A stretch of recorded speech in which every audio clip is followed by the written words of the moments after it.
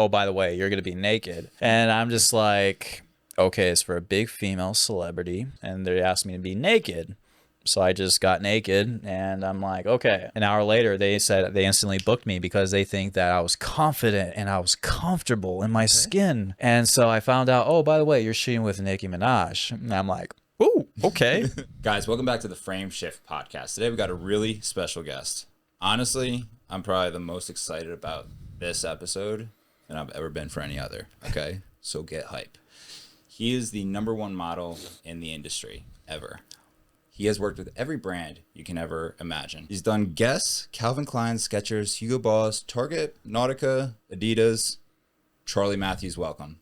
Did I miss any? I think you missed quite a few, but do you want me to bring up the list? Yeah. Okay, all right. So it's pretty long, so we'll hit a few. Yeah, I mean, Nike, Target, Sears, Nautica, Guess, Nordstrom, Jeremy Scott, Adidas, Moschino, Man's Own Fashion, To Exist, Ulta Beauty, Jafra Beauty.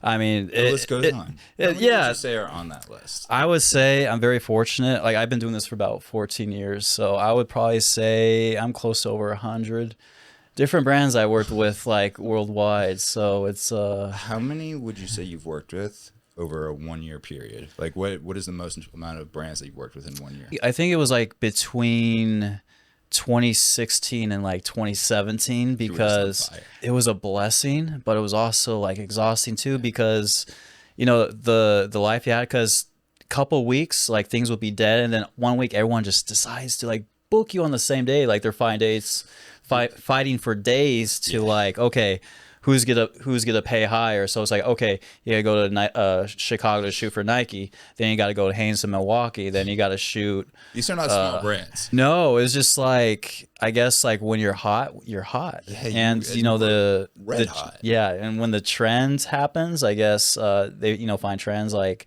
they always like switch like every season. Like they want somebody that's like skinny or like all American, or they want somebody that's like European looking. So ads always change over time. And you also just are the perfect model. I feel like, Josh. Would you agree with that? Like, he's a stud for sure. He's a stud for sure. He's the classic all-American.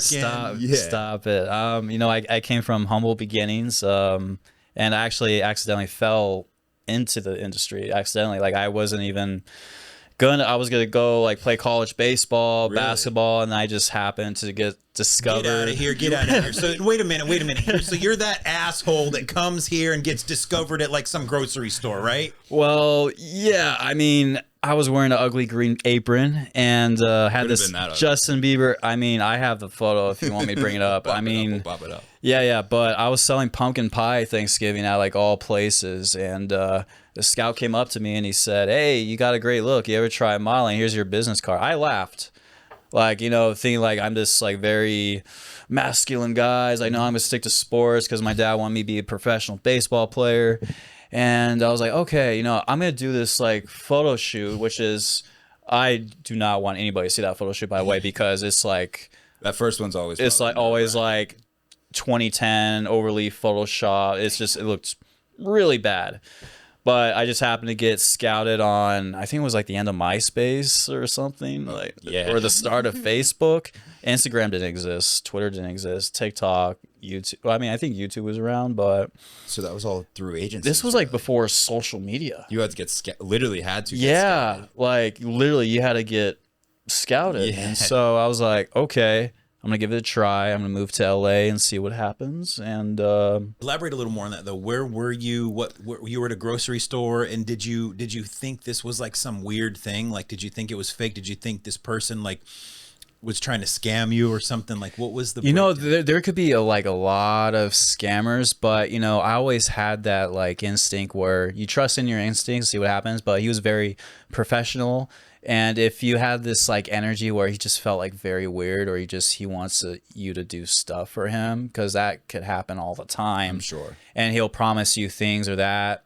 He'll promise you this. He'll promise you that, because I'm sure you hear it 100 times in the industry. But it's like, okay, let's see what he has to offer. He'll set you up with a photo shoot to see how well you photograph, and it worked out pretty well. I mean, I've gone through that kind of stuff before, though, where it's like,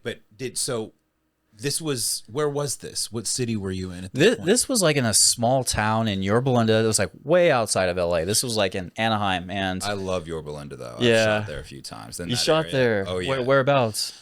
I don't remember. It was like one of those neighborhoods that just overlooked the whole valley, like at the top of the mountain, kind of. Yeah, thing. it was probably a gated like community. it was probably like Bryan Park. It's like off the freeway. You can see the freeway, the golf course, and then through the backyard. It's just you could see all the way. Yeah, yeah. Do you know the big White House on the hill? I haven't been there enough, but no, I haven't been there enough. Yeah, because you see on the hill because it used to belong to Arnold Schwarzenegger, but now it's owned by two surgeons. Okay, which is really cool. So yeah, wonder how much that place is worth. Yeah, it's a lot of money. Yeah, I could imagine. It's a lot. Yeah. Imagine. So Yorba Linda, you're in a grocery store, you get discovered. Does he ask you if you'll pay for the headshots? Does money have to come out of your pocket at this point, or is everything covered? That is actually a good question because normally it could go like two ways. One is like if they offer you money first, I say, or if you have to pay for the test shoot, it's like, you know, that's like kind of like play kind of thing. It's like a pay to play, which would be kind of weird, but it's like, okay, we're gonna do like a test trial. But usually once you get signed to an agency and they have you go out and test shoots, normally you have to pay for the test shoots. Usually it's between $600, $700, $800, which is I've had paid for test shoots, you know, when I start, like just like a couple of them. But nowadays it's like, oh, in exchange for like a test shoot, give me a shout out on social media or whatever if you have like a large following, because that's how you know things work today. But back then it was like there was no social media to depend on. Like, you know, people had to make a living of you know, making money off of photography, which is, I totally respect that. But if you're like somebody who's like pretty recognizable, like in the industry, like, you know, the top guys, but normally they don't want to do test shoots. It's more like, they're you know, with friends or exactly. Yeah. But I'm just so interested in this though, because like you gave him a chance. Like, was there anything in the back of your mind where you were like, I'm going to get John Wayne Gacy'd or something here? Like, did you ever think like, I'm going to get murdered behind a fucking, you know, in an alley behind a dumpster? No, I had a lot of that like crossing my mind, but thanks to my parents, they're like very well educated, and my dad was actually an actor for 30 years, so he knows the industry like very well. I mean, he's done like guest spots on 90210, Saved by the Bell, was it 90210? Yeah, Beverly Hills 90210. Yeah, I think so, right? Yeah. And Baywatch. He played like a bad guy in Baywatch as well. So your dad's a stud too, apparently, I guess. Yeah. He was like overly protected, and he didn't want me to go in the industry because he dealt with like a lot of like dark stuff, which is now you don't get in Hollywood anymore because everything's like cleaned up since the you know, the whole Me Too movement that happened in like 2018, like Hollywood just completely just, you know, cleaned up. So you don't really get much of that anymore. That's good. But you hear stories. I've heard a few stories from a few people. I want to hear about the shoot in Mexico you had for Calvin Klein. Yeah, which I was very excited about. And, you know, for fashion shows, they don't really pay well, but it was Calvin Klein. Like Calvin Klein. I was super happy. And it was like, the rate was $2,000. Like, fly me to Mexico. This was like my agent of 10 years ago. I was with, probably not going to name the agency, but they were like, at the time, they were like the #1 like agency. Like, they were really good, and they represent some really good talent.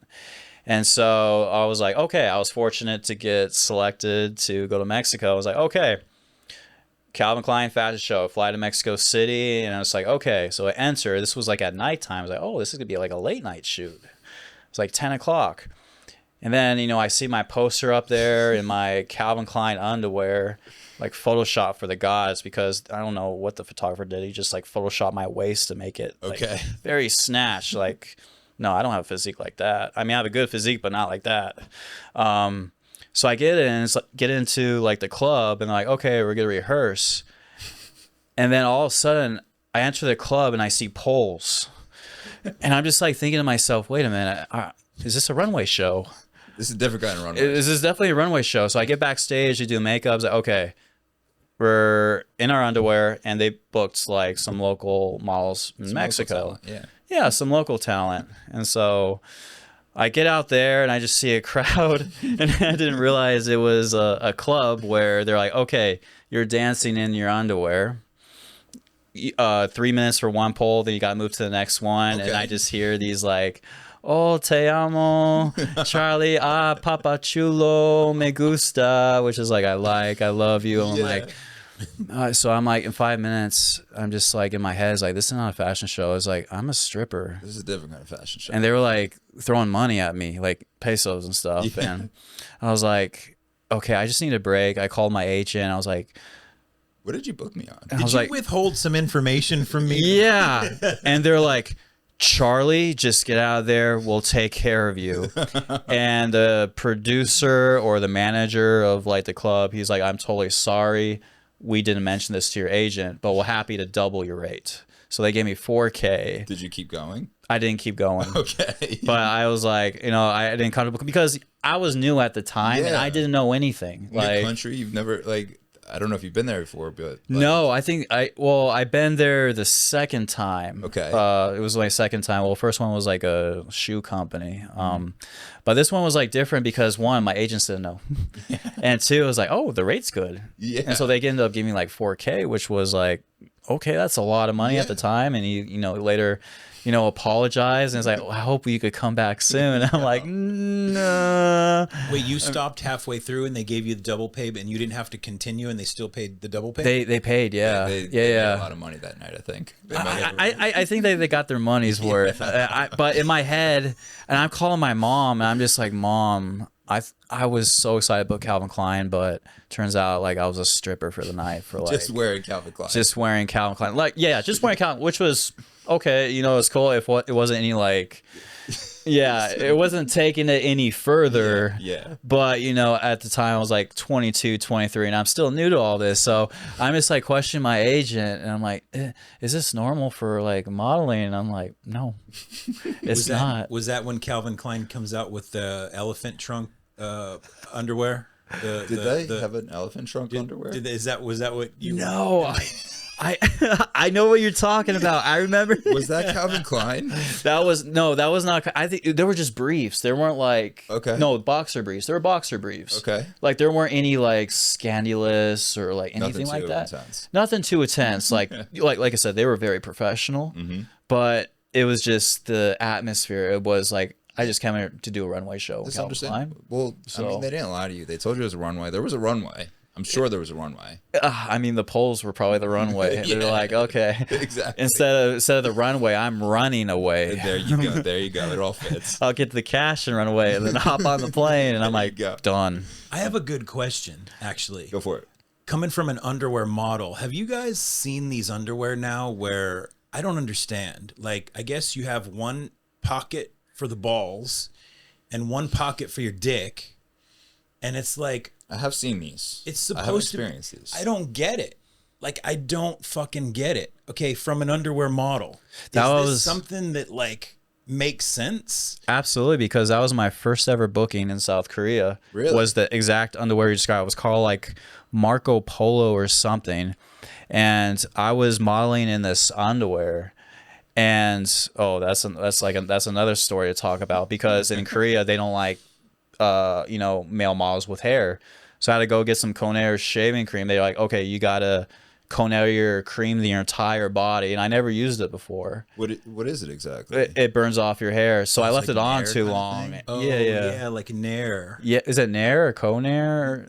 Nair, Nair, yeah. Nair? Yeah, I've heard of that before. Yeah, and so I didn't know how long I was supposed to leave it on, and then I ended up getting like rashes on like my head. Burn the shit out of you. Yeah. And so, okay, I show you with this underwear, and I'm just like looking at it. I'm like, oh, okay. But where do these what do you do with these pockets? Like, but literally, like when the catalog came out, they had like the shape of like the testicles of the underwear, like the fit, and then you had the elephant trunk, and I was like, I guess it's supposed to make it more comfortable. It doesn't seem comfortable to me. Was it comfortable? Is it comfortable? It was. Put some velvet in there. It was. I think the fabric or like the cotton layer is like, I wouldn't wear it, but I was like, okay, it's comfortable. I see where they're coming from. Yeah. Because they try to make it seem like, oh, your dick's gonna stick to your ball. Like, I've never had this shit happen. They're like, oh, you can separate it. No, I don't have that. Can shit. always be better. I don't have those problems. Can always be better. Okay. I just don't get. I don't know. I don't get it. I don't get it. I mean, it's a market. You would be surprised. It's a niche market. Yeah. If people buy it, that's what matters. Yeah, as long as you sell it. Speaking of buying good. underwear, you have a little, side job also where you dispose of your used underwear in a certain way. Actually, yeah. I mean, from all like, I figured, should I donate it? Or, I get quite a few DMs regarding, hey, Charlie, I'm a big fan. By the way, would you be open to sell your underwear? And why not? I'm just like, they're just like stashed in the closet from like catalogs and jobs I shot. I was like, you know what? I'm gonna support and Support the fans. yeah, and they like it. I was like, I just don't say anything and just. What condition do they like them in the most? What condition? Ooh, I think condition is a good term. mostly they just like it worn or just gym. Okay, gym. Okay, Gym. Yeah, sweaty fragrance. Sweaty. There's been some other offers, which is I'll probably disclose that, but it's a bit overwhelming. But I would never thought like if it works, it works. If it works, it works. That's And it's what like, matters. hey, I feel like that's been such like normalized in 2025 because 10 years ago people would be like. Yeah, Wow, even 10 years ago. It really is crazy how far we came from 2015 to 2025. Yeah, I feel like, I feel like everybody's more open about themselves and I mean, look at what OnlyFans has become from, I don't know, when did it start? 2018? yeah, it's the 2019? highest revenue company in the world, bigger than Nvidia, bigger than Microsoft, That's Apple. insane. Yeah, I just Like, read about that. I mean, sex sells. We know that. Yeah, But, like, yeah. That is insane. And giving the creators the platform. Also gives you like the freedom to do whatever because, Instagram has that, stigma where you can't post your stuff because I do have an exclusive platform, but it's more like artistic, like very fashion that you can't post on like Instagram. It's going a little too far. Absolutely, But I'll but say this: some of the girls posting on Instagram are posting crazy ass shit. yeah. There's some things sliding on IG nowadays. Yeah, there's some wild shit on there. I'm like, are they paying Mark Zuckerberg something? Something's or going down. Something, Something's yeah. coming down. Yeah. But here's the crazy thing is like mostly girls, you hear about girls selling their underwear, right? Not too many dudes. So like, again, you get that little niche and Is it women or men buying them? oh yeah. What's your demographic? 50-50. Really? Yeah, it's 50-50. I think it's also having such like a loyal fan base, and no matter like what you sell, even like calendars, coffee tale books. I'll take a prime example, JT. Like JT is my boy JT. I love JT. He's like one of those like huge inspirations where he's doing everything right. He hustles. And he's the nicest fucking guy. Dude, He's like, such a good yeah, dude. I love JT. I look up to him a lot. Like, I always like message him and say, hey man, I'm so proud of you, like where you come from, because we pretty much like I followed his careers when he started too. We were at the same agency like 10 Really? years ago. and Okay. I mean, we didn't like talk a lot, but we just always like you just saw each DMs other. like, hey, you're doing everything right, and Yeah. he's doing great job. They're speaking about Jordan Torres too, guys. And we Yeah. have an episode if you want to check it out for Jordan Episode Torres. Check 2, it I out. believe. Is Yeah, it 2? episode Yeah, That was a Yeah. good episode. I watched it. It was really good. Yeah, thank you. And I was super green then. Yeah. I feel like I'm matured as a Yeah. person since then. No, it's been blowing up. It's- You guys have been killing it. Clips are moving. The Yeah, clips are moving yeah. finally, We got a battle of the models now. We got JT versus See how it goes. Charlie Matthews here. No, see if we can get going. I think JT takes the cake, but we both have different. We both have like how would you say it? Demographics, maybe? Yeah, I gonna say like demographics, but we both have like different paths in life, but we're both like successful Yes. doing different things. Totally. But yeah, I mean his audience he has crazy engagement. It's like He's done well. yeah, he's doing really well. Good for him. And it's Yeah. hard for dudes too. So I compliment you and JT too. Like it's hard for dudes to make it, right? Especially with Instagram and social media, because girls do well because girls want to see girls. Yeah, and yeah. guys want to see girls.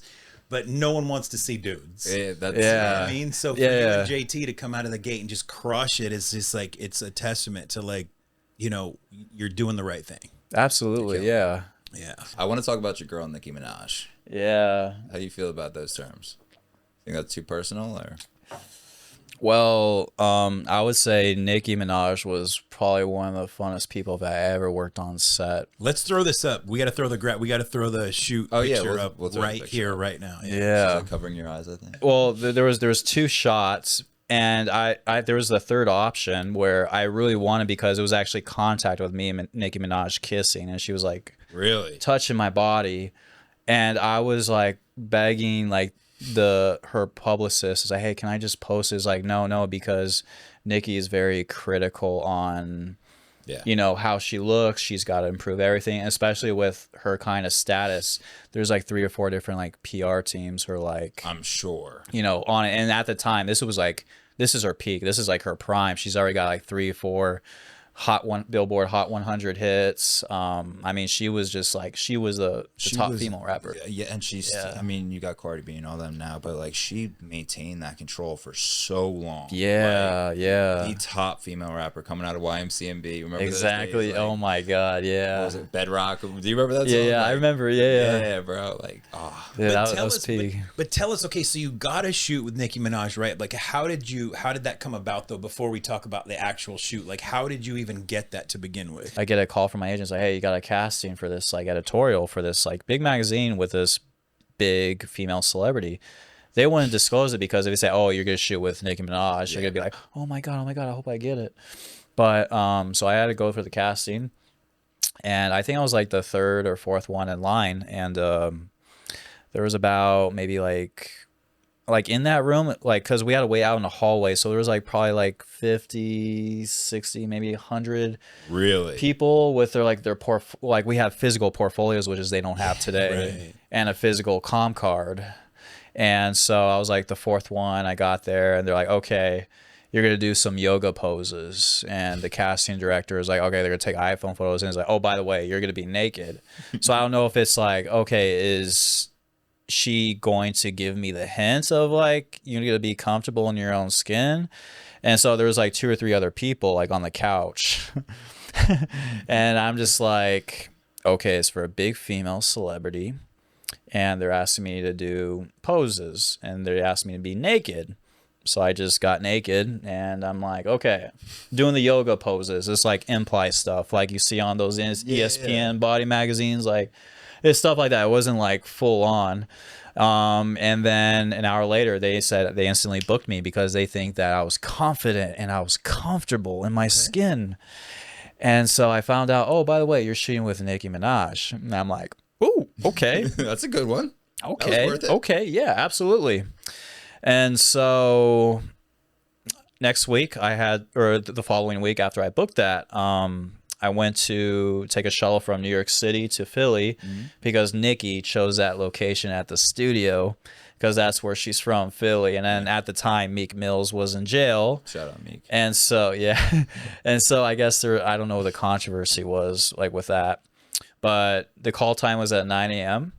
and we didn't start till 1 p.m.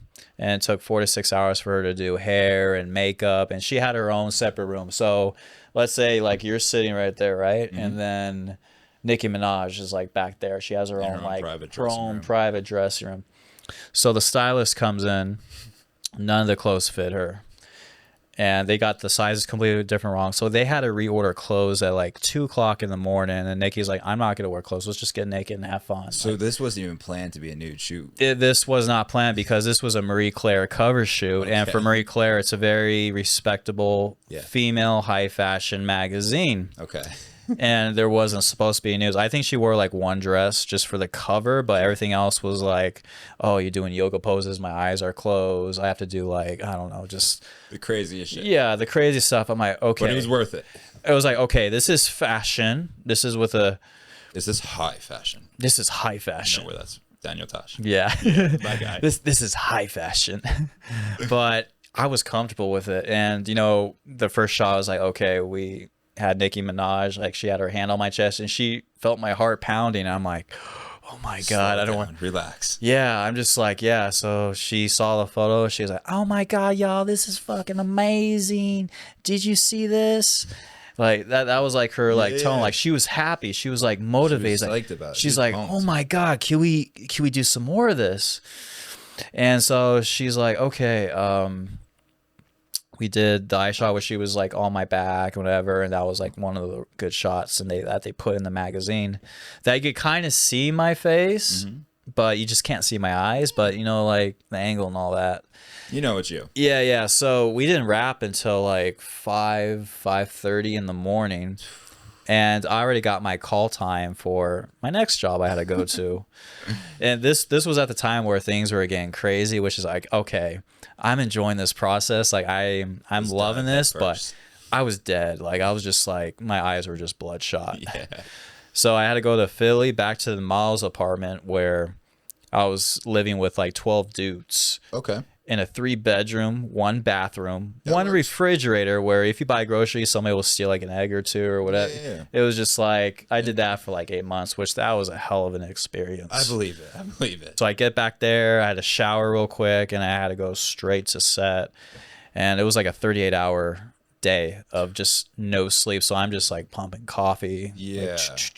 So wait, so when you're shooting with Nicki Minaj, so you kind of almost go off the books a little bit then, right? Because she's wanting to kind of make out with you and touch you and all this stuff. Yeah, And yeah. so if it were the other way around, that's where Me Too came from, right? Dudes don't typically care about this shit. Like, oh, Nicki Minaj wants to touch me. Okay, cool, no worries. Yeah, well, it's funny you brought that. Well, this was like kind of like before the Me Too, but there was something about the image where people were saying that we both had the same colored skin just because how it was photoshopped.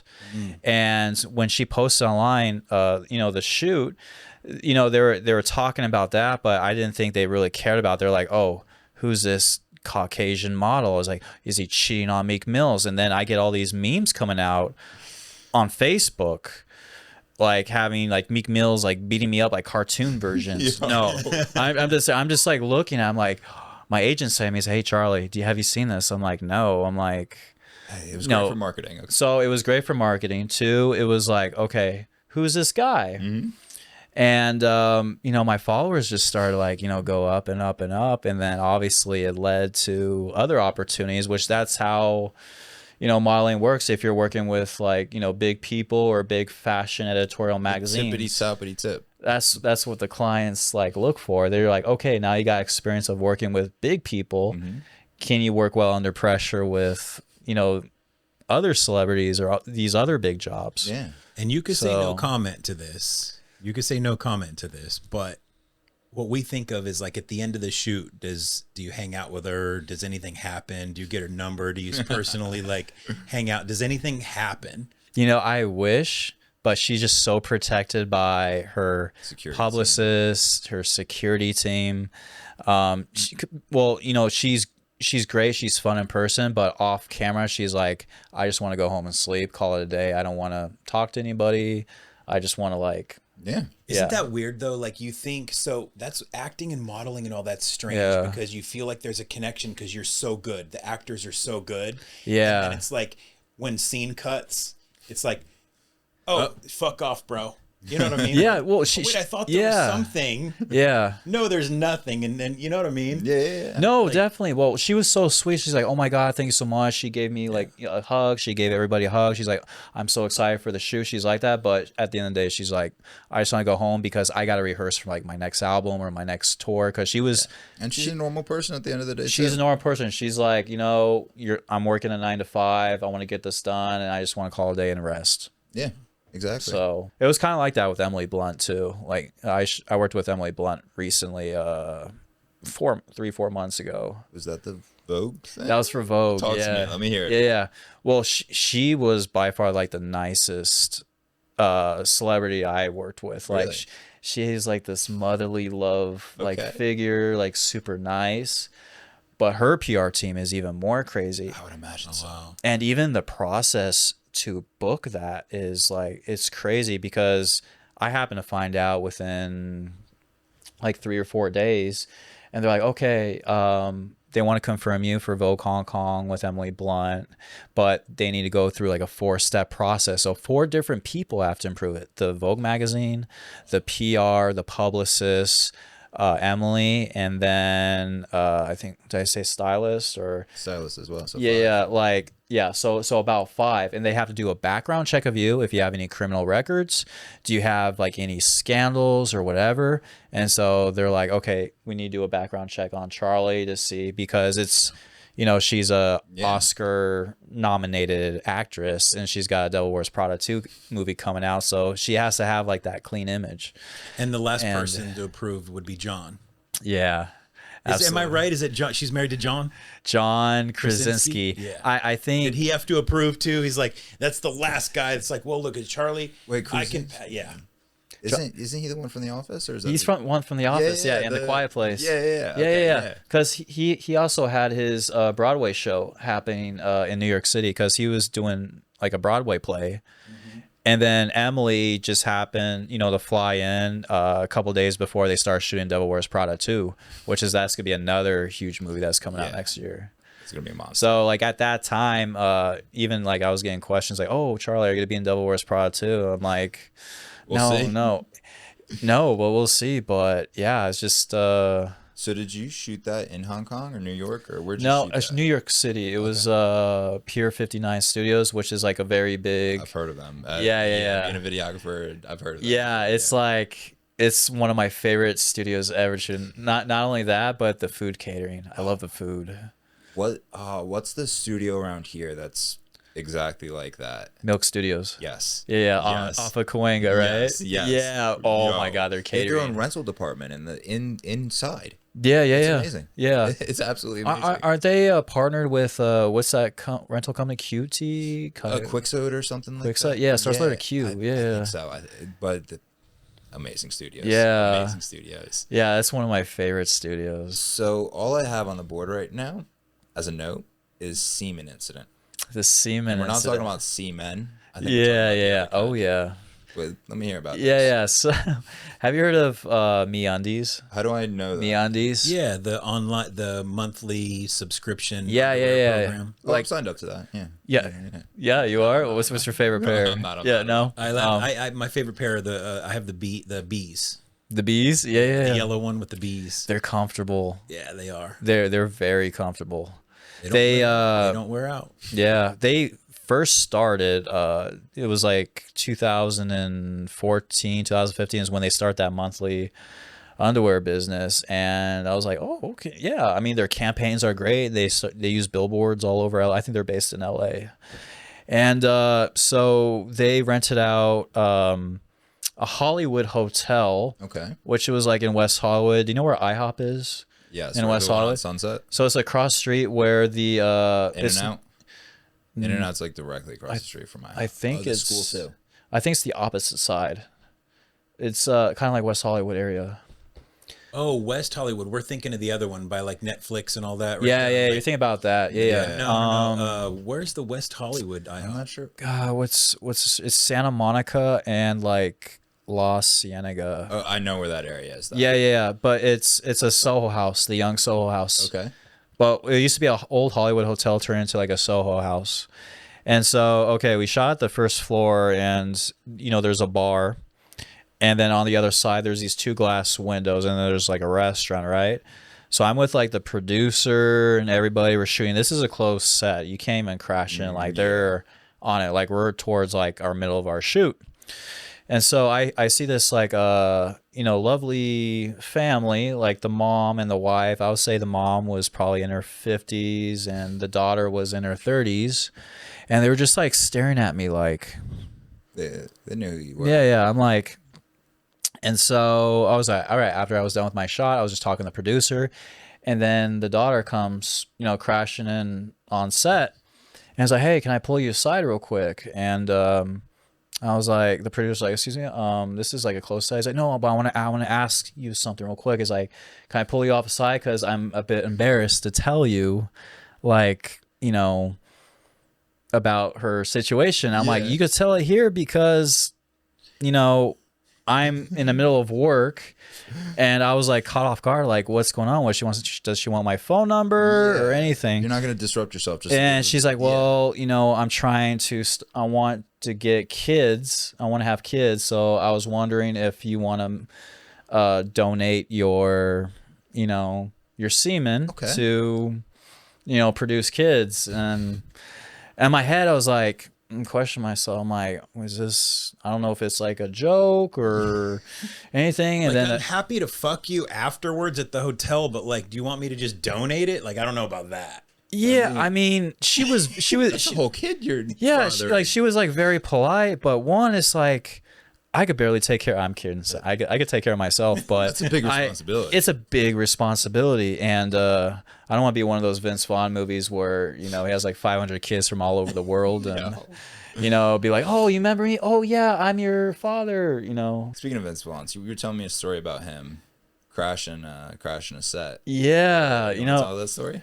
It was funny because I was shooting the Guess holiday campaign coming after shooting the Fragrance. This was like a month apart, so we were shooting like back-to-back campaigns, and we were at the Culver City Hotel. It's like one of the nicest hotels in Culver. It's like old school. It's got a really nice bar and everything. So all right, we're shooting outside, right? And so it was like me and this female model, Roz, she's absolutely amazing. She's fun to work with. And so we started doing shoots or whatever. And then I hear this guy screaming. He's like, "Can I crash the set?" And it's like, "What are you guys shooting?" And I'm looking back, and I'm just like, and then the producer from Guess, she's just like, "That's my crush." No. Yeah, she's like, "That's my crush," and it was Vince Vaughn. And I'm crazy. like, out of all people, I was like, he's such a cool guy. He's like, oh, he's like, I hope you guys have a great shoot and everything. I was just like, it never happens, like, you know, in those like moments. Him out of all people, because you've seen Vince Vaughn like in comedies and all that, and it was just a perfect timing too, because it's like, wow, I was like, oh my god. But then the crazy thing is, if it wasn't him, if it was some rando, you guys would be so pissed. But it's like, oh, it's Vince Vaughn. Okay, that's cool. He can stay. Like if it was somebody else, you'd be like, fuck off, bro. We're doing something. Yeah, no, you probably were until you noticed it was him, and I'm like, oh no, sorry. Yeah, no, it happens a lot in LA, especially if you're doing like lifestyle shoots or whatever. People are like, oh, can I take a photo with you? Or oh, I'm gonna crash a photo to get like a candid shot. It happens all the time in LA, but normally isn't Vince Vaughn. It's normal, but it just happens to be Vince Vaughn. I'm like, oh, that just makes the story better because he's such a comedy legend. So you model for a lot of fragrances as well. Yeah. Do you wear fragrances? I do. I wear currently I'm wearing Hugo Boss, which is that's my favorite fragrance at the moment. YSL Myself, which is great, and I wear Guess like now and then. Just, you know, they've been loyal. Yeah, absolutely. I gotcha. Home team. Yeah, absolutely. Okay. Did you want to? Why do they call it toilet spray? Is it toilet spray, or what is it called? Outed toilet? Is it French? I'm mispronouncing it so bad. It's like noir, which is I think it's like old school noir. So it's like Hollywood old school, like black and white. And I remember when I was rehearsing those lines, because I had to do like 50 takes on the voiceover because I couldn't pronounce the vocabulary for the scents. It was like spicy lavender, like mocha, but there was like this very like strong word. Okay. I cannot say, and I had to do it for 2 days because I could not say it. It's like I kept messing it up. I mean, if I look at that clip now, I could remember because I was like, oh, I said that. Yeah. No, it was like, no, okay, I remember it. So it was like a secret weapon, and I can't say weapon, like, you know, the weapon, like a gun. I cannot say it because it was like a strong like vocabulary word. One more time. Weapon. You got it that time. Weapon. Yeah, I couldn't say it because I said it like 100 times before this specific word I said. I just had such a hard time saying that word. Oh I don't know why. So I used to manage artists back in Philly. Yeah. And there was one time in the studio, he had a Luka Doncic line, and he could not say his fucking name, and we were crying. Yeah. It was so fucking funny. But same kind of thing where like We probably spent 15, 20 minutes just trying to say the one name so that we can just insert it funniest shit ever. Yeah. Speaking of Luca, too. Is that your neighbor? Oh, I would say my mom's neighbor. If you say neighbor, like in the neighborhood. In the neighborhood, yeah. And by the way, Luca's my favorite player, and he's a Laker. Balling He's the a hell Lakers. out. Oh my God, it's and the fact that the manager got fired from the Mavs just makes recently, it so great. It makes it even greater because you see all these memes on Twitter. And, What the fuck was he thinking? Getting yeah, rid of him I'm just that? like.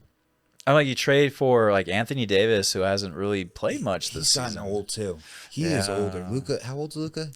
Luca's 26. Yeah, he's a Yeah. like, Yeah, and they have they also have Austin Reeves, and then this like young kid AR-15. AR-15, and then they have this young kid that it's like dropping 25, 27 Do you know points. his I name? don't know, but they have this like trio nickname called the Tres Leches. Ooh. So you know like the Tres Leches cake. So Yep. this is like the Three Musketeers. Yeah. It's like these like white ballers are just like balling, like they're killing it right killing now. it. Killing it. And LeBron played it a couple days ago too. I appreciate the stance LeBron is taking. Like, I know he Yeah. came back for the Jazz game, which was probably a smart move. So, Yeah. lack of defense he's going to get against them. But, like, just letting them, you know, he is not grandpa on the team, but he's, you know, he's getting up there. Yeah. It's about that time that he needs to, Yeah. you know, relax a little bit. You see all the dimes he's been dropping Dropping. in Utah? I was like, it's like Magic Johnson. Yo, yeah. beautiful. Dude, like LeBron, he could play that for like the next like 4 or 5. He could be like a, how is it compared to Draymond Green type player if he could just, Yeah. you know, Yeah. just be like a fourth option. Just exactly. He doesn't need to score a whole ton of Draymond's a funny points. comparison, but Yeah, Draymond that's a Green. funny comparison. Yeah, like Draymond Green, he's like that, He'll you beat know. the shit out of you just to protect the team. You know, he's loyal. He's loyal. Yeah. You are literally one of the top models in the world, I feel like. Oh, I don't think so. I'm flattered. Well, we're gonna call you that, okay? You're gonna accept that. I just got very lucky, and I worked very hard. I'm sure every day isn't amazing. What do you do when you have that off day? I'm always working on myself. I'm always figuring out what can I do better, and what really drives me is growth. Okay. And if I don't see myself, you know, growing, then it's like, okay, what am I doing wrong? Yeah. I always like to improve on things and, you know, work on myself. And, you know, since I'm back home in, you know, LA, I figured, you know, a lot of things I need to work on is reaching out more because I'm very quiet. I'm an introverted person. You never guess it. Yeah, you would never guess it, but you know, spending more time with family, friends, and even when you're traveling nonstop, it definitely does get lonely. Yeah. It gets very lonely, and you know, getting the opportunity of just, you know, finally settle down, getting back into my routine. I think you know, hanging out with family, friends, continue to like work on social media, doing YouTube. I want to get back into like streaming. Yeah, I think you should, streaming, I think you should. like streaming on Twitch. So yeah, with the YouTube and the gaming shit, like, bro, you need to get back into that. You were like, I miss it. and speaking of the YouTube, Yeah, I fucked up with you. you did. I never got to that fucking vlog of yours, bro. I want you to send your, like, I don't know if you got any vlogs coming out, but I want you to send whatever footage you have. Let me cut this one. Okay, I got you. Let me do this for you. I appreciate I that. got you. Let's get this thing right. Yeah, I watched a lot of those vlogs actually. There was a Philippines one, the Switzerland one, your grandma's place. I saw those. Yeah, those are like the recently. Dude, Yeah. I feel like you should be getting so many more views than you are. Like, it's crazy. Like, it's actually a good vlog. The thing is like I have like a lot of like people who want to like collaborate with me, but the thing is like my biggest mistake is not reaching out back because I'm such an extreme introvert. And trust me, my agent for 14 years, he's been telling me for the longest period of time, is like, you lost on so many opportunities that people reach out, like even like big, like, you know, I'm YouTube sure. celebrities. Even when I was in Switzerland, Mr. Beast messaged me on Twitter, out of all people, to That's do a good one. Yeah, for like, he wanted me to do like a stream regarding like raising water to you know, kids in Africa, which was like pretty cool. But I think I would have to be here in LA. That might have been worth it, honestly. Yeah, but Mr. you know, Beast. it's like those things. It's like, and there's like other like opportunities, but I'm definitely want to be more open to doing like more collaborations and really get this YouTube going and just like Let's get that set up. manifest my like it's connections. It's all about the clips too. Yeah, Like, absolutely. Yeah. Send me that shit. I'll cut it up. I'll cut a bunch of clips. Yeah, for you, yeah. bro. Like YouTube Shorts, let that power Yeah. your engine of growth. Yeah. Just let it run. Definitely. Yeah. I think like, you know, for me, I always continue to put out content because all it takes is like one video or one YouTube short just to blow up. That's And it's just like a literally what I tell domino them. effect. Yeah, and then it's what you do with that. Yeah, yeah. And not limiting yourself to one platform. Like on Exactly. YouTube, TikTok, Instagram. I always say at least you need Instagram, YouTube, and TikTok. Yeah, those are the even I tell like a lot of like, you know, inspiring, you know, people in the industry is like you cannot limit to yourself to just one platform because you have one platform that's gonna blow up and then that could be your success. But you got to continue to be consistent. Well, even like a LinkedIn. I'm sure you Yeah, have yeah. a LinkedIn as well. Like, Yeah. For this podcast, it's a great way to reach out to brands and like meet Yeah. the right people that are doing those things with those brands that are going to connect with you on that. And it's a very powerful tool. I mean, social media has completely changed the game. Completely. Like- we were saying earlier, you walked in with a file, you know, so your portfolio and stuff. Like Yeah. now it's all digital. Everything digital, even like doing castings or doing you know, self tapes or like brands just reaching out to you directly and just not even going to the agency. Like you could be your own independent How does that work contractor. exactly? Because you're signed to an agency, So Right. do they take their percentage out of deals they bring you? You know, you have those like boutique brands that'll reach out to you that they'll pay like $1,500, $2,000 for like Half a day or something. like half day or like a full day shoot. But if it's like a brand such as like Giorgio Armani or They're going through the Moschino, which actually there's another crazy story about that. That I never even knew this designer, which he's really big now.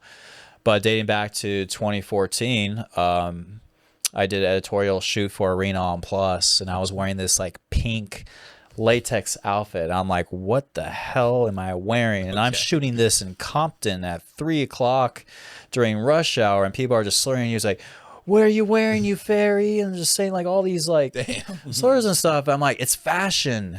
I didn't know what the brand was, but it was you know, Jeremy Scott, and I was wearing his Adidas. Okay. And I was like, okay, you know, the picture looks awesome. It looks really cool. So I posted that on social media, on Instagram, and I get a DM saying, hey, this designer by the name of Jeremy Scott reached out to you, and he wants to shoot you for his lookbook with Sarah Sampaio, she's now a Victoria's Secret model, and she was in the recent movie Superman. Yeah. And so I'm like, okay. And so I did like a lookbook for Jeremy Scott and Adidas. And so I kept that connection. And then 6 months later, he ended up taking over at the House of Moschino, which is now he's doing, you know, Moschino, right? Yeah. He does all the, like this pop, you know, designer, like stuff like that. And then he started designing clothes and then did runway. And then It's just like, that sparked it all. it's just like that one social media post or anything. It's like, it could, Literally Yeah. the next thing. you know? yeah. So you're also a gamer. Yeah, a little bit. But a little bit. Talk to me about that. You were what, top 100 or top 10 in COD? It was Halo. Halo. Yeah. Even fucking better. So Halo, like that's my heart and soul. Like I have so many memories with that. Which was your favorite one? Halo 3. Halo 3, but Halo 2 started for me. Halo 2 is great too. Halo Halo, 1's great yeah. too. And so how that started was it was during like a dark time in my life where you know, obviously my parents weren't getting along very well, and it got really nasty, and you know, they were very strict about, you know, my curfew of going outside or whatever. Yeah. And you know, it's a very controlling environment. I'm not going to say like on camera, but it was very, so I need to find an escape to like, you know, do something. So I was like, okay, I'm going to try to play video games. I started playing Halo 2 and I'm like, okay, I'm getting the hang of it, playing Halo 2 on Xbox Live because Xbox Live was the thing Back in the day. And I was like, okay, I started playing on tournaments, going on GameBattles.com, MLGPro.com, and I started putting myself in tournaments. I'm like, okay, doing solo games. I'm Doing pretty good. doing pretty good. And I was like, okay, I got picked up by a team called Pacific Storm. Okay. Are you familiar with like the old Halo pros? No, honestly, I'm not. Okay. I just played, offline. Yeah. So we went on this tournament in 2006, MLG Anaheim, and we placed fourth place as a team in the whole. So at the time, like the cash, it was like $15,000. Okay. For like fourth place. Yeah. So today, in today's standards, it'll probably be worth like maybe 50 to 75,000, maybe. What is the money? How is there so much money pouring into gaming in general? Like, it's insane. I With think the Twitch and all. I think just streaming has become like the new like pastime. the pastime, It's even insane. IRL. Yeah. You know, the streamer example Marlon. You know Marlon? Yes. Yeah. No, I've shot pods for, I mean, a few of like Neon, for instance, and like Aiden Ross and Neon and 6ix9ine keep popping up on TikTok all over. Yeah, Aiden Ross. Good old Aiden. Yeah, you worked with him. Not with Aiden. Not with Aiden. No. Neon, I've shot pods for. Neon, he's one with the glasses and the dark hair, right? Yeah.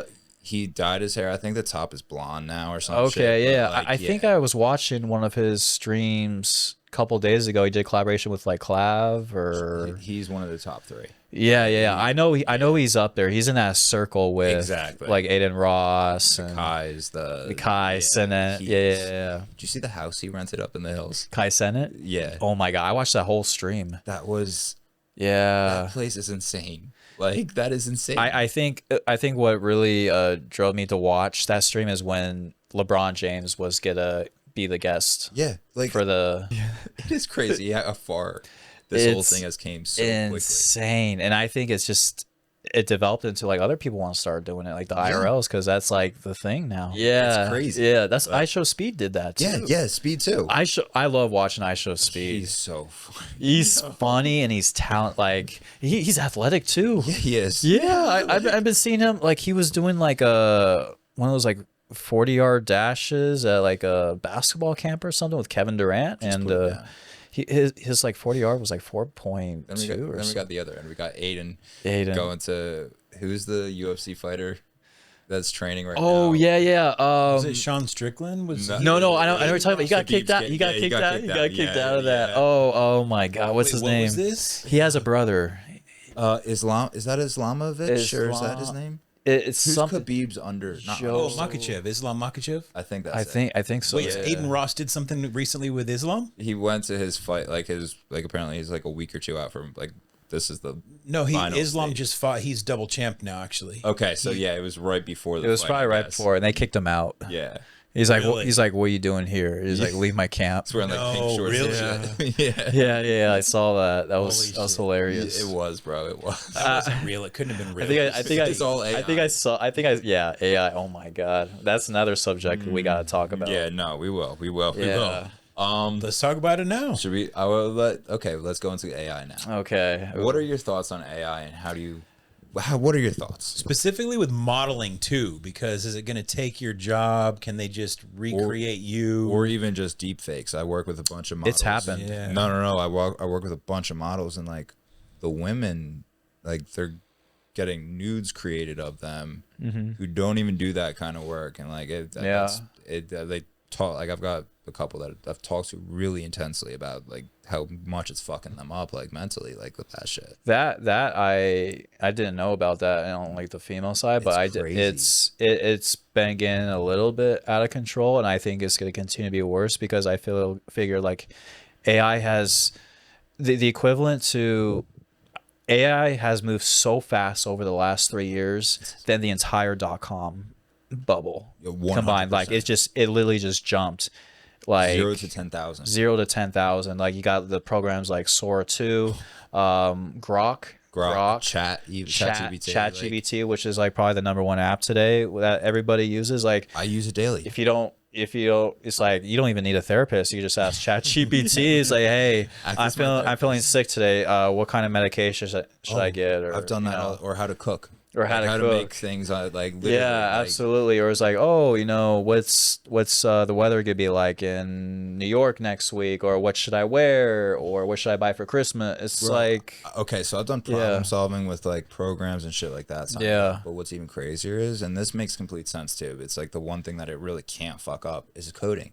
So coding. I'll have like 3 layers of ChatGPT open. One is my instructions. Yeah, One is my updated instructions. And another is on my phone where I'm just taking pictures of the screen and being like, okay, what do I do here? How do I get from A to B? Where is this button? And it literally, I've coded multiple apps now on Apple's system, their Xcode system. Where I'm just taking screenshots, uploading it to chat and telling me exactly what. It's insane. It's crazy. Like even AI music, AI.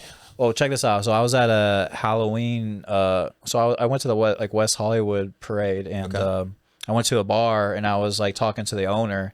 He developed this like AI technology where when you serve drinks like at the bar, it counts like how many servings you put, how many free drinks that you gave out. So instead of somebody tallying up like how many drinks they gave out, how many free drinks they out, AI calculates everything. So it just eliminates that. Yeah. And he's developing that business. Or how about the AI vending machines that you see? Yeah. Have you seen the one up by the Hollywood Bowl? It's on Highland and Franklin. Yeah. It's what was it's it? right next to that big church. That's know you're going up toward where the Christmas Franklin. Street parking lot. It's on Franklin Street. Yeah. It's right in front of the Christmas Street. Franklin dead ends in Highland, and you have to turn left or right. Like literally right ahead at the dead end is like there's this. You make the left going up towards it. Yeah. It's right. It's crazy. Oh my god. It's all robots and powered by AI. Yeah. Like they even have like AI reception desks at a couple of airports too. Yeah, exactly. Bro, I've looked into creating them. But agents. AI agents. Are you guys in that camp though, that like me, where it's like I feel like it's gonna come full circle back to like human intimacy, human emotion? No, and it's I don't. Like, No, because people said that about the .com. And we see where that. I feel like it is, and I'm gonna hold on to that and say, well, when we go full AI and people get tired of robots, they're gonna want human interaction, and everyone's gonna lose touch and have no clue. Think about it; they already do. Nobody has a fucking clue how to speak, how to communicate anymore. They have no attention span, zero, nothing, right?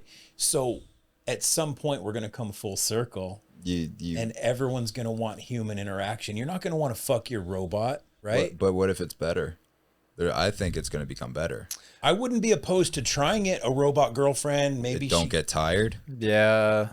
All day, all night. It's like that Megan Fox movie on Netflix. Megan Fox. Megan Fox. Yeah. The AI Megan Fox. Yeah. Oh, I don't know. What's this? Oh, yeah. It's that movie on it. I don't know the name, but Megan Fox plays like an AI. And so good. Yeah. She's. So yeah. So what's his fucking name? Pirates of the Caribbean. Johnny Depp.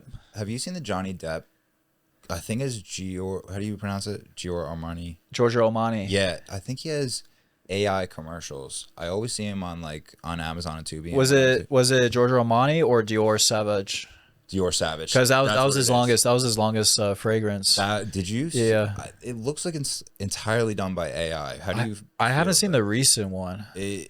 Check it out sometime. Yeah. I feel like it's entirely AI.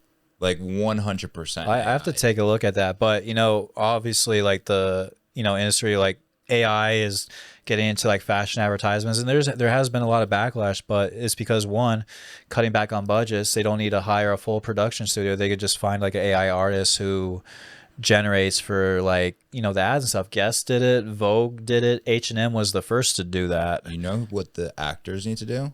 They just need to sell their likeness. Mm-hmm. And not forever. Yeah. Not for that, but like just for a specific ad, I will sell you my likeness. I don't have to do a thing. I get paid $500,000, and all I got to do is. You know who celebrity did that recently? Big actor Michael Caine. Really? Yeah, Michael Caine signed his voiceover. So I don't know like what the cost was, but it was whatever like, that is. Yeah. Whatever that is, they could use his voice for like the rest of whatever. It seems like a good play, even if it isn't in perpetuity, but it's just like for this role, for this amount of series, this amount of I think right now, people are shocked like how fast AI is developing. And one thing I want to point out too, which is actually kind of scary, is Jeff Bezos. He returned as CEO, but not with Amazon. he did a startup company with a different AI, and I think he funded like $5, 6, $7 billion And then, to develop like this like AI software. I don't know much of the details yet, okay. but I think everyone's just like in this AI race and see, okay, who's gonna have the better technology. But there's gonna be so many. It's gonna change so many different industries, Yeah. not just like entertainment, but it could be like factory workers, Everything. robotics, autonomous vehicles. Literally. That's another big thing. Like Literally all of it can be intertwined in some way with Yeah. AI to make it run smoother and operate better. Like, yeah, I don't like it. I know you don't. I don't like any of it. Yeah. Where's the I want to future? move to Wyoming and have a ranch. I want to move. fucking- I want to have a ranch in Yeah. Wyoming, but I also see. want to be in 2025 and in current times. I have a wagon, a covered wagon, and horses. I want the and- Escalade. I want Yeah. the brand new Escalade. That's yeah. I want the ranch and the horses and the covered wagon and the bridges and the fucking. I like to have my own personalized Waymo that could just drive me around. exactly. Like, hey, take me this, and then Pretty much Tesla at this point. yeah, Literally. None of I that think, shit's yeah. in Switzerland. Now. None of that shit's in Switzerland. Okay. You take No. the train.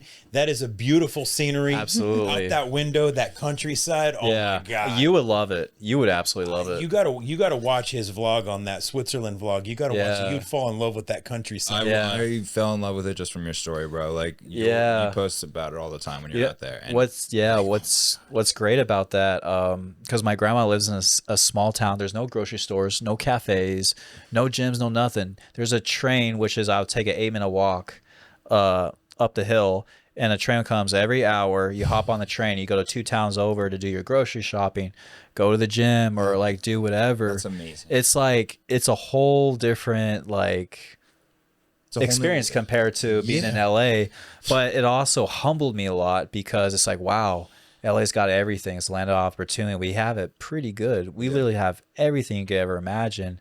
And living in that side of the world, especially in other parts of countries, it's like, wow, it's like we do have it very good. We really, Yeah. really do. I know you'll appreciate that too. I wanna try the Oriental Express. I think it starts in like Milan. It's like a long train ride. You get to sleep in it. They give you there's like restaurants, movies, stuff like that. Have you seen the Oriental Express, the movie? No, I've heard of it, but I haven't seen it. Okay. For the Snowpiercer. What's the movie with Daniel Craig? Is it Knives Out? Oh. Like he solves like a mystery in a train, and it's just like kind of like that vibe, or the Onion one? maybe, or Harry Potter. You seen Harry Potter, right? Fuck, Yeah, don't yeah. get him started on All his right, okay. What do you want to know about? I could quote that. What do you want to know about? Like the first Harry Potter, when they're going to Hogwarts, the train, it's like that Yeah, kind of yeah. vibe with all the scenery and everything. You spend the night in the train. That's great. and- Yeah. yeah.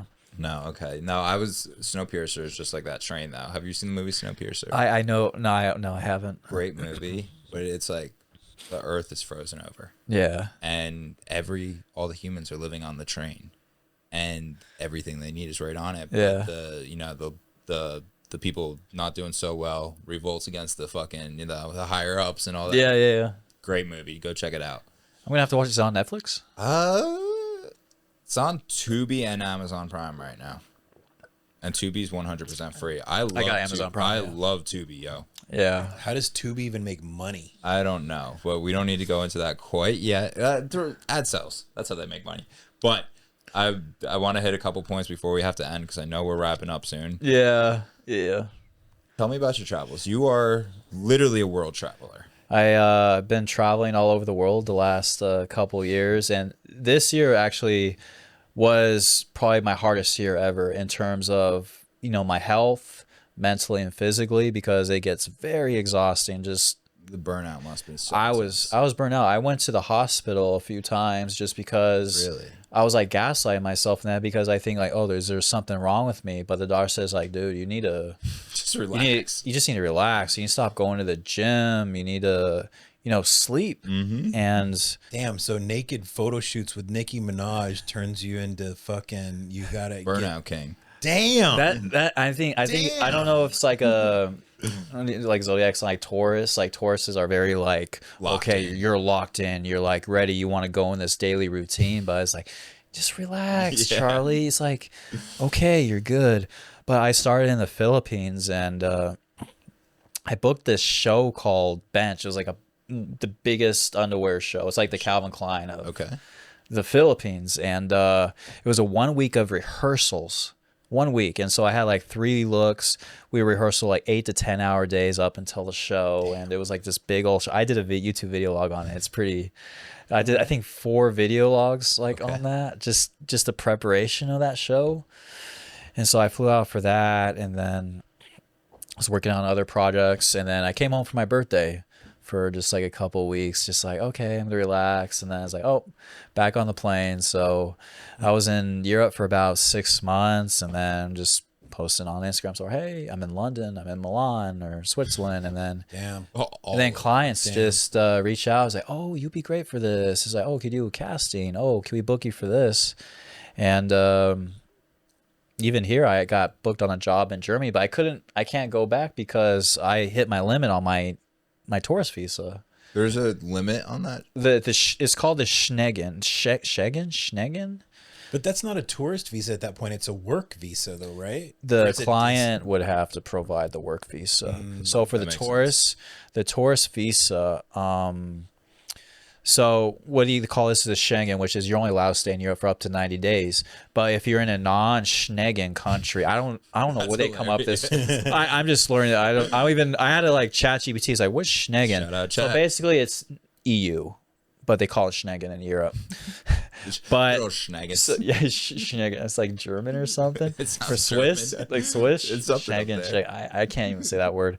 So I would go to London because it was a non-Schengen country. Bless you. non-Schengen country for like a month just to like extend my Europe stay. True. Okay.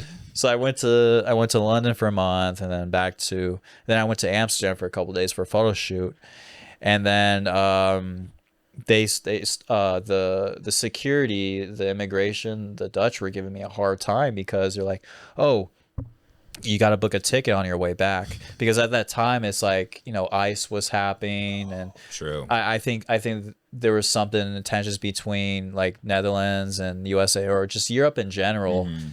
And it's been a little bit stressed. They've been a little bit stressed. Yeah, it's like, oh well, you got to provide a ticket, and I was like, oh, I'm leaving like in a couple of weeks because I've only been here for 70 days. Like, well, there's no proof. We're not gonna let you in the country. It's like, can you provide me bank statements, and can you provide me any like investments? So I was like, okay. I showed them my bank statements. I showed them my investments. It's like, okay, you get a ticket, but you have to book it this weekend. Okay. Otherwise, we won't let you in the country, because the USA is breaking laws in Amsterdam for overstaying because of the 90-day Schengen. Really? Yeah. Because the thing is, I don't book my ticket ahead because my mom's a flight attendant for Delta. Okay. I get free benefits. There you go. I get free, flight stuff. And I call my mom, like, Mom, I can't use your buddy pass, so I have to book a ticket directly back home. So the one time you couldn't do that. The one time I couldn't. I mean, yeah, I got lucky because the ticket was, was pretty affordable. I think it went from like 800 to like 2,000 within like a couple weeks, because the demand of traveling has been very expensive. And then air travel, and that was like the start of like the government shutdown. That's when tension's been starting to like rise. There are less air traffic controllers, less airplanes, and we don't have to get all into that. And before we get to crypto, I know he wants to get to crypto. I need to know, out of all these travels, where's your favorite place to go? If you had to move to a place and become a citizen anywhere else other than the U.S. Portugal. I heard it's beautiful. Lisbon. There. Yeah. I mean, it like the energy, the people, it's affordable living. There's a lot of people investing in real estate there. Perfect place, beach town. Everybody's friendly. In terms of retirement, I would say Philippines. Philippines, like, that's how I started my career. Is that like Thailand?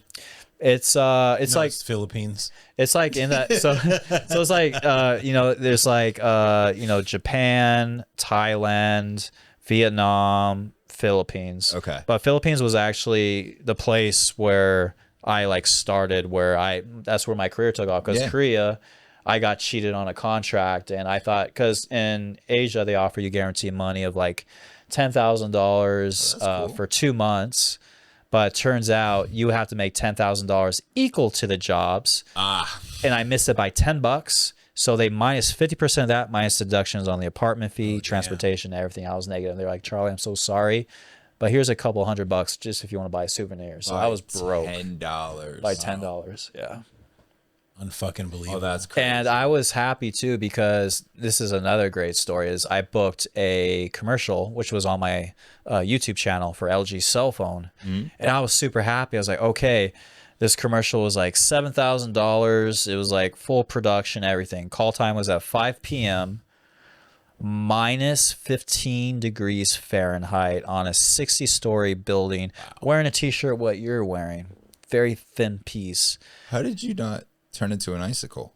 Oh, I went to the hospital I got hyperthermia. I believe I got really sick. And we had to do like 6 to 8 takes where, okay, so I'm holding the cell phone, whatever, and I'm doing this like I'm having like a seizure. And then after they get the cut, I had like 5 or 6 assistants around me with those warm blankets, heaters, just like this. I'm just like doing this for like 8 hours. I'm just like, my God. And they were telling me, Charlie, can you please stop shaking? We're trying to get the shot. Charlie, stop shaking. Yo, they got some nerve. After the job, I literally had to go straight to the hospital. They had to put like I believe medicine and everything. I called my agent in LA. He's like, hey, I'm in the hospital. Like, this is my situation. And I think I got traumatized by the cold ever since, because it's just like my body was just like freezing down. It was freezing. Yeah. It was like, and it was like one of the worst winters in like, at that time, like in 10 years. It was like brutal cold. It was like after Christmas, because I spent Christmas in like Korea. It was like December and January, and then I'm just like, all right, I didn't make any money. I gave up in modeling, and my agent's like, try Philippines, and then everything just turned around. And at that point, I was working like 4 or 5 days a week, and the fashion shows were crazy because the call times would be at 3, 4, 5 o'clock a.m. in the morning, rehearsing all day, sleeping backstage with like these like foam blow up kind of thing, like these foam foods where you eat with just have burger and rice and whatever. And I'm just sleeping backstage like on the ground, and the show doesn't start till 7, 8 p.m. And I just did a bunch of like editorials there and everything. I gained a lot of weight because I couldn't work out because I was working so much. And I get on a FaceTime or a Skype. It was Skype. I remember like Skype. A thing back then. Uvu? Yeah. I remember And my God, and I get on a FaceTime call with my agent, and I was like, "Oh, how's your body looking?" So I was like, "Okay." I take off my shirt, and like, Charlie, what have you done? What have you done? What have they been feeding you? I hope it was worth it, and clearly it turned into something very. It was very good. It was a momentum builder. Like things started to like, all right, Philippines did great. Went to New York, and the last like. I was there for like 2 months, and the last couple of days I booked my flight back to LA already. I did a casting for Nautica, which was like, Nautica, the brand. Yeah, there was like hundreds of people at that casting. And on the left, it was like Francisco Lebowski, and then on the right, Sean O'Pride. And it was like these big industry people that you see that inspire you. And I'm like, there's no way I'm going to book this. There's like, and you fucking did. No. And I think when I got into the casting, and they're like, "Oh, do you surf?" Yeah, I'm a pro surfer. Like, I don't surf. I was gonna say you look like you'd be a surfer. I do not surf. They say you fake it till you make it. I was like, okay, I'm just going with it. He's like, yeah, pro surf in Huntington Beach. I've been doing it a couple years, and I was like, oh, what? Tell me something that people don't know about you. He's like, oh, I played video games professionally. I was ranked #1 in the state of California for 2 seasons. Sorry, it was #1, guys. In 2008 on the MLG Major League Gaming Pro Circuit. And like, get out of here. I played Halo 2. He's like, oh, what's your Xbox Live like gamer tag? I was like, yeah, we exchanged the producer, the casting client. He was like, cool as hell. And I'm like, okay, maybe I have some hope. So I get a call, and through my agent, it's like, oh, you booked a Target campaign. It wasn't Nautica. I was like, okay, I was not expecting that for a holiday. I was like, okay. And then a couple of minutes later, I was like, oh, by the way, you got confirmed for Nautica. And I was like, what's Nautica? I didn't even know what the brand was. So I called my agent in LA. He's like, hey, I want to go home. Have you heard this brand Nautica? They want to book me for like $7,000 for like 2 days. And I'm like, Charlie, are you stupid or what? Look at your briefcase. It's Nautica. Oh, it's not. Okay. Let's get back to them right away. Yeah. Okay. And then I was like, okay, book it. What we're about to get into is not financial advice. It is not advice in any way. It's not even what's working for us. We're just talking about this shit. Does that sound good for you? Yeah, absolutely. Put all your money into Bitcoin? Don't. He's kidding. He is kidding. I'm not saying don't. I'm just saying just don't take our advice on it. Yeah. You're welcome to do whatever you want. Yeah. Just don't take our advice. What do you think about crypto? About, we were talking about AI earlier. NVIDIA's leading the charge in the AI field and absolutely killing it for my stock portfolio. Yeah. You want to talk a little bit about it? And you're the reason I own NVIDIA. Really? Yes. Wait, so when did you start investing in NVIDIA? 80 or so. So. Oh, you got in the 80s. Yeah, 80 or 90. Wow. I guess, okay. Like it was a little bit ago. So you remember GameStop, AMC, and Dogecoin? That's how I started. Back in 2018. Because I turned, because there was nothing else you could do during the pandemic. But Robinhood was great. Robinhood was great. And then so I was watching CNN and I was like, this guy named Roaring Kitties like leaned the way on Reddit for like GameStop. And so I'm like, okay, so I took like the government stimulus checks, which they give you like 600 or 800 a week, and I was like, okay, I'm gonna put in AMC, Dogecoin. And I'm like, oh my god, I'm making money. This is great. Is this how the stock market works? I'm like, I'm looking at my mom is like, no, the stock market doesn't work like that. It's like long term. Yeah. And I started doing like research and everything. And so I really got into investing. And the 3 biggest companies I invested in, because I love them personally, not just because back then it wasn't AI, it was NVIDIA. I took out a bank loan. I took $25,000 out of bank loan, which people thought I was batshit crazy. And I put it into NVIDIA, which is I had 2,000 shares of it at $23 a share before the 2 market splits. Good for you. Just because I was like, okay, I believed in it. But 2022 was bad because that was like the red year. And then I invested in Palantir Technologies. Tell me about that one. I'm very curious. Military cybersecurity backed up by Peter Thiel, which is he's an ex owner of PayPal, which is he started up this company along with I forgot his other name. Elon was at PayPal, I think, but he didn't start it. Elon was at Elon, and Peter Thiel was like a PayPal, and then they eventually sold it. But he started Palantir Technologies along with a few other like business partners, and it just blew it up and is signed like with 100 different companies. And another one was AMD, which is Advanced Micro Devices, which is like NVIDIA's competitor. I'm not a big fan of AMD personally. Yeah, I've used their GPUs before. Yeah. I like so, NVIDIA. NVIDIA is my favorite, and so I was like, okay. And then 2023, that's when like AI is like started to get recognition. NVIDIA started AI revolution, and now it's just became like the core of like they're the center of it all. The center of it all, which is crazy. So wasn't GameStop though? Wasn't that like a pump and dump situation or some scammy type of thing? Like, can you guys get into that? So, from what I understood, it was a bunch of Wall Street people took a short out on GameStop, and then some people got word of it and did the opposite and ran it up. And the longer you're holding them to forcing them to hold the short, they're losing money, and then they're being called on the loans and all that, right? Like absolutely. Well, I didn't watch it like in real life, but I watched the Netflix show with Seth Rogen and the other guy, which is it educated myself more. Wow, it's like okay, because all the big people are trying to short GameStop, and meanwhile, Roy Kitty, which is I don't know if he was doing it legally or illegally, was starting like a movement on Reddit and telling like all the people that have like Reddit users just like blowing up the GameStop stock, and it blow up to like $10, $20, up to $300 a share. And meanwhile, all the big corporate people are losing a lot of money because they're betting against it. But isn't that ultimately led to the GameStop demise, though, right? So the Wall Street thing, I would say, them betting against GameStop is what led to their demise.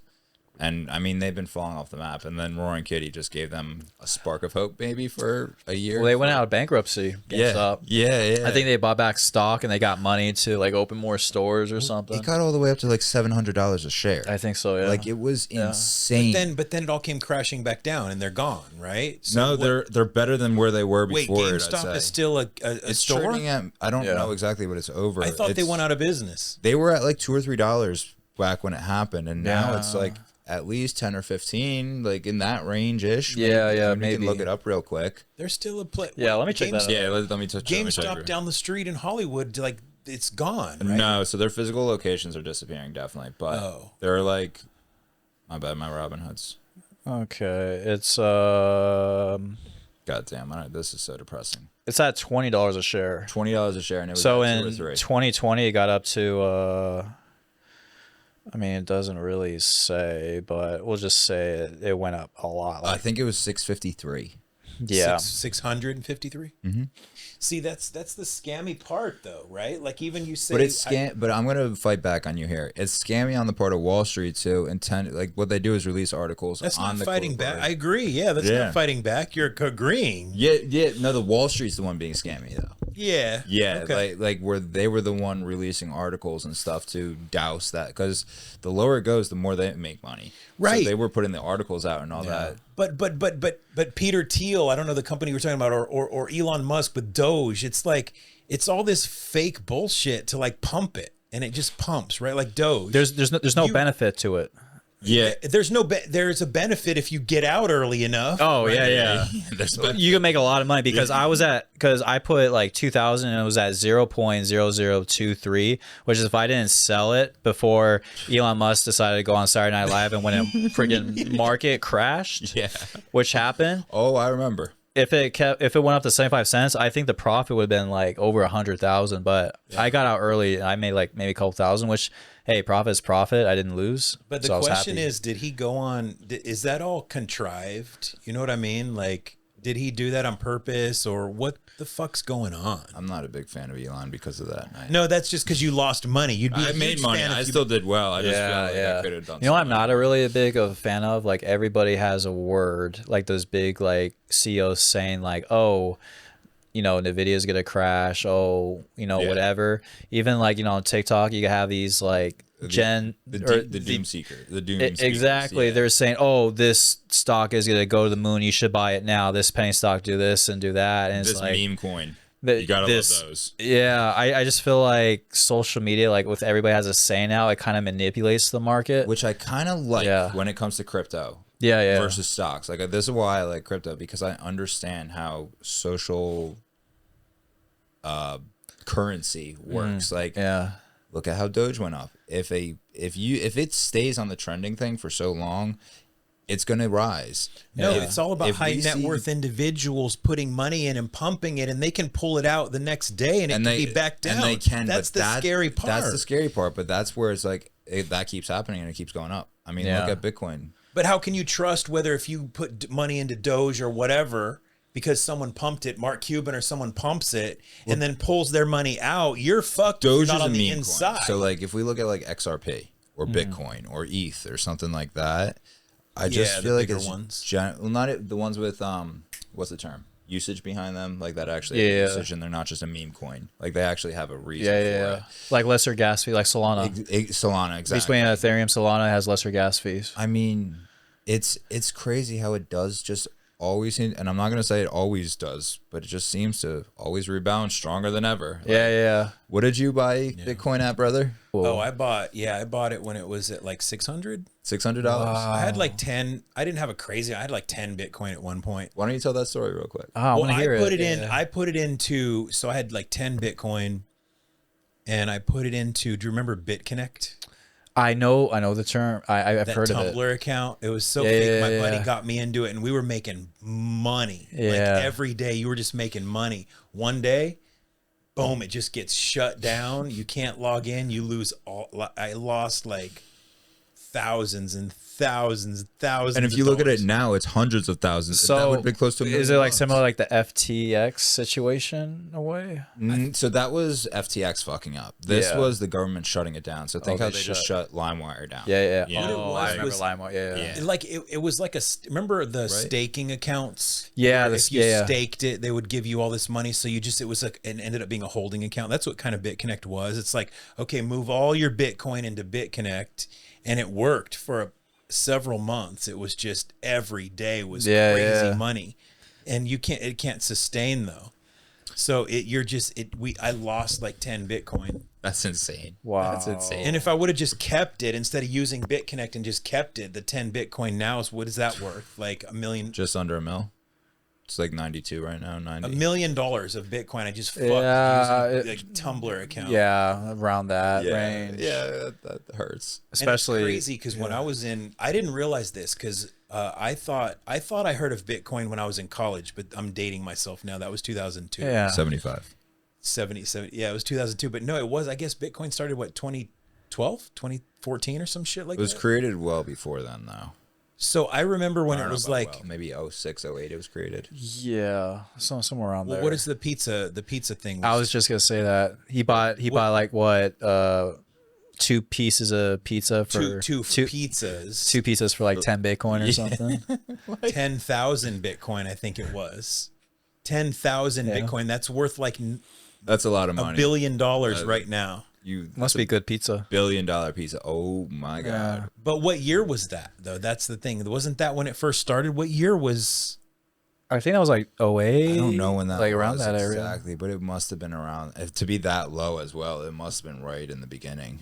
What's crazy is that Domino's accepted the bunny. Maybe early 10s.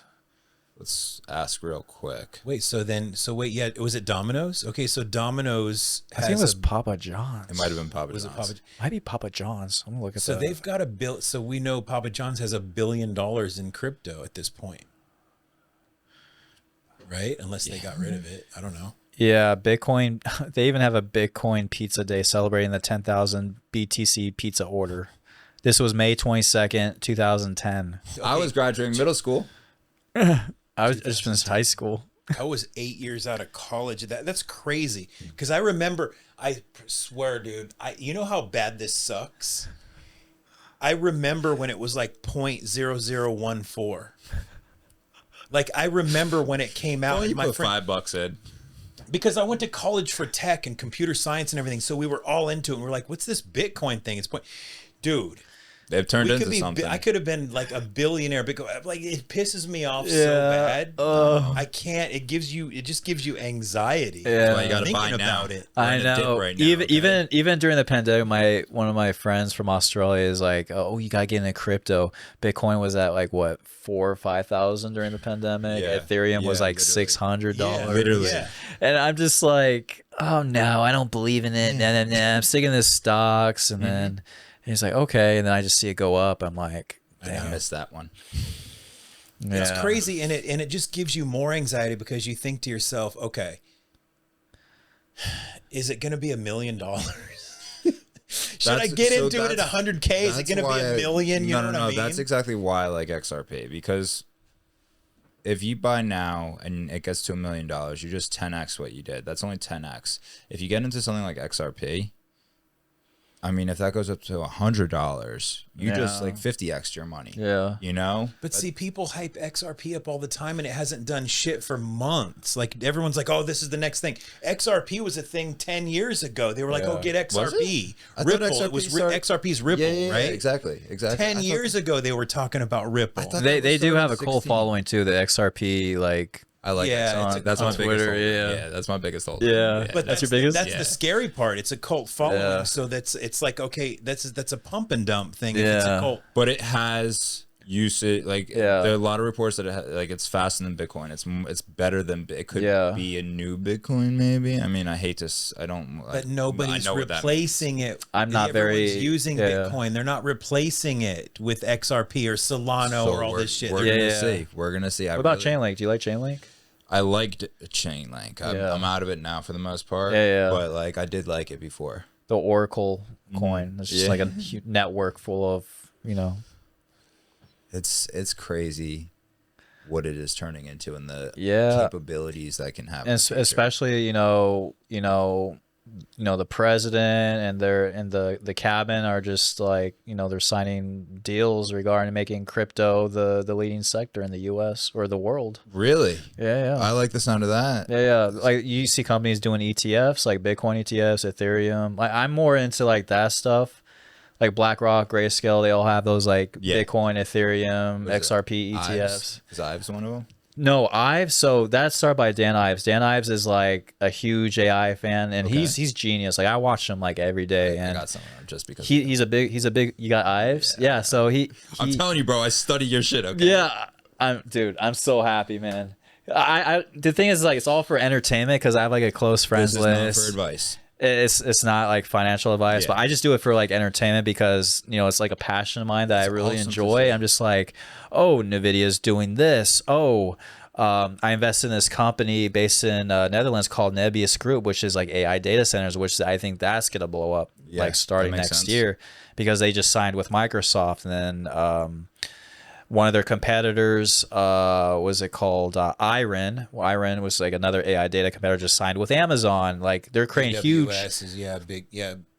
But you're having fun because you're making money with it. What if you didn't make money with it? It's not fun. You wake up in the morning and you lost money. It's like I don't know. Right now, it's pretty. Right now, the last 2 weeks is pretty bad, but I do think this is just like a healthy, pullback because everything was at all-time highs, and of course, Michael Burry didn't help, tweeting that he puts on Palantir and Nvidia or an AI bubble, and then you had SoftBank selling all their Nvidia, and then you had Peter Thiel selling his entire stake of Nvidia. Did he really? Yeah, just last week. So a lot of that. I believe in that. The government shutdown, definitely fucked us up a lot because we're trying to wait for the CPI reports, the jobless claims, which are now delayed to December, which decreases our chances to get another rate cut. And if there's no rate cut, then that means the market's going to continue on a downtrend. When we do get a rate cut, crypto does well, stock does well, and everybody's happy.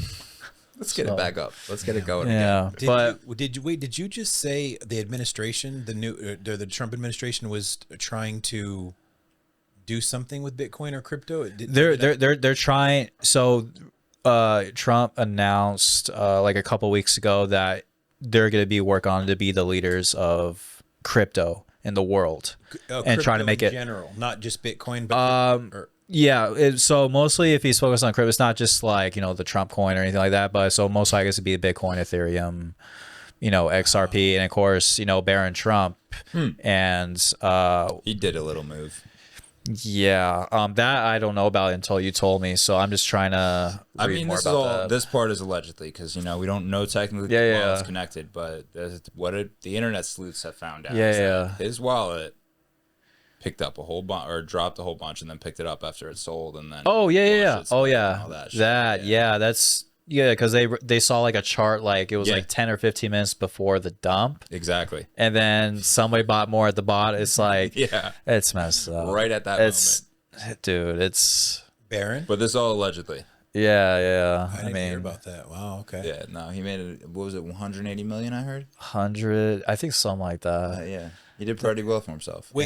Insider trading. Insider information with like Trump tweets something and then he's doing. What's the story?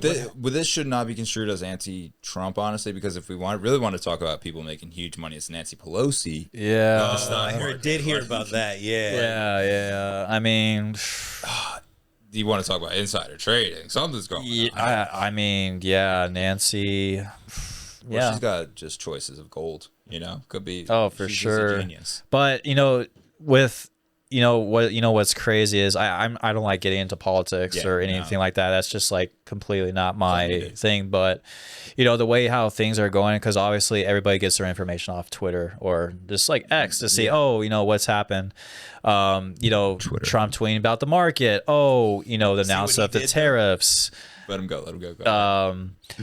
It just manipulates the market. And then if you look at back in April when the market was completely like having a retracement, then he tweets saying like buy the dip right now or this is a good time to buy a stock market, and it's like boom, all-time highs. Back up. And then now it's just like, okay, there's a pullback. You haven't heard anything yet, but I think everybody's waiting like, I think the cooking bounce some. back will happen. I Oh, really, obviously. really do. And I think it's Yeah. going to be a whole bunch more than what the Yeah. it'll create new baselines and new high points and all that. And I'm it's either you believe in it or not. Especially if you look at the stock market in the last 50 years, we only had 4 red years Really? over the last, was it 50, 100 years or something? We're in California. Just in the stock market, just in general. Oh, I thought you were talking about Republican, Democrat. I was like ready to go. Oh, no, Stock just market. Yeah, it's like stock market. It's like you got the dot-com crash, 2008 real estate crash, the pandemic, and then I think 2022 was like another red year. But everything else is always in That would make returns sense. every year, like 8 to I think average is like 8 to 10% return. So you're still making money. Yeah. So- no, it's just it's crazy. Yeah, Crazy it's just ecosystem. like, yeah, I mean, it's wild. All right. Bro, is there anything else you want to ask Josh? He did call it X, so No, I he do didn't. He called it respect Twitter. him for that. X. He said that was- Twitter that at was- first, and then he said X, so I respect that. I have a beef with people who call it Twitter still. They need to Yeah. call it what it is. Idiotic. Yeah, yeah. You don't call the Commanders the Redskins. Yeah. You don't call it Twitter. You call it X. It's just what it is. No, that because I call it because I just did like a tweet the other day. It's like, did a tweet, but I was like, good morning X, which was a tweet. Which I'm in the Twitter. Bro, Yeah. Okay, I call it Twitter. He gets a hard on every time I say the word Twitter. Twitter. Yeah. It's because it's not Twitter. It's X. See what I'm saying? You see what I'm dealing Yeah. with? Charlie? You see It's this X. shit? It's X, and then there is a term they call it. What is it? If you're X, it's not a tweet, but it's an X. It's not. There is a term. You're Xing. Is it Xing? I thought the tweet was like. Did they still call it a tweet? I even thought though it's X that's and what it's a that's why I tweet? said, because I was like, okay, the app is X, but I tweet. Would that be like? Who the fuck knows? I'm gonna look this up. I'm looking this up right now. That's what I'm saying. It's an interesting Let me see. conversation. Yeah. Oh, it's called Post, so it's just That's Post. stupid. It's stupid. I would say X, but I was like, I just tweet this the other day. Tweet it exactly. Because Twitter if you is- say like, I posted this the other day, so where? What platform? post? Yeah, Instagram? Yeah. On X. On X, right? On Twitter. All right, bro. Where can they find you? At?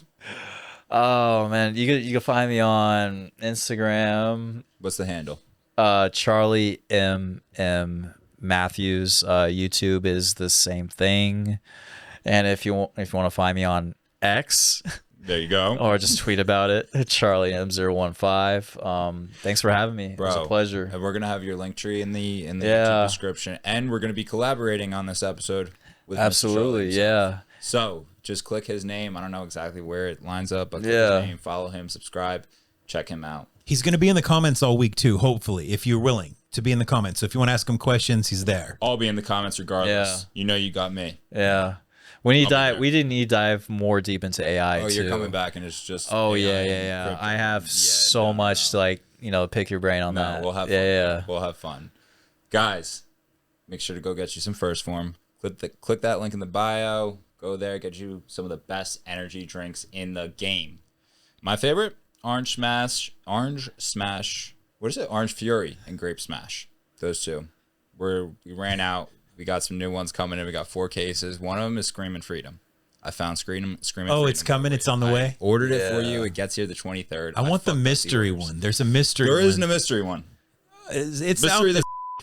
It's out there somewhere. I don't know. It's a mystery can. It's like Yeah. white, right? No, First No, I Form. can't Yeah. find it. I Wait, can't. wait, what's this one you gave me? That was really First good. one. I'll send you the link for Blueberry. it. That's the blueberry blue rat. That's a blue. That was good. Yeah. First Form. Guys, like, comment, subscribe. Keep checking it out. Keep checking the clips out. Our clips are on fire. I need you to subscribe, though. Let's get these full episodes up to, a half decent number, guys. Based on the clips, we should be getting 100 million views per episode and be the #1 podcast on YouTube, based on what we're doing clip-wise, But y'all need to watch the full episode. Go check it out. Send it to a friend. Enjoy it. We'll see you next You know what we should do? What should we do? Send us a comment at the frame shift and say you want his soiled underwear, and we'll make it happen. Ooh. If you comment SU for soiled underwear, we'll line some shit up. Yeah. Charlie, Thank you for coming. Thanks for having me, An man. amazing fucking episode. Do you want a pair? You know what? We've got that here. Should we get a pair and just pin it right there? Yeah. We could put it, like have it like framed, like with a streak, Exactly. like a brown streak on it. Like Yeah. we want the brown streaked one. Yeah, obviously. That's the number one seller. We need the fumes. We need the, we need to. Yeah. Where did we go? We I just don't took know. a turn south. Guys, Shit happens, it's all right? about going south. Guys, we'll see you next week. Oh my boy. Dude, that was so good, man. That was fucking Oh, dude, I had so much fun.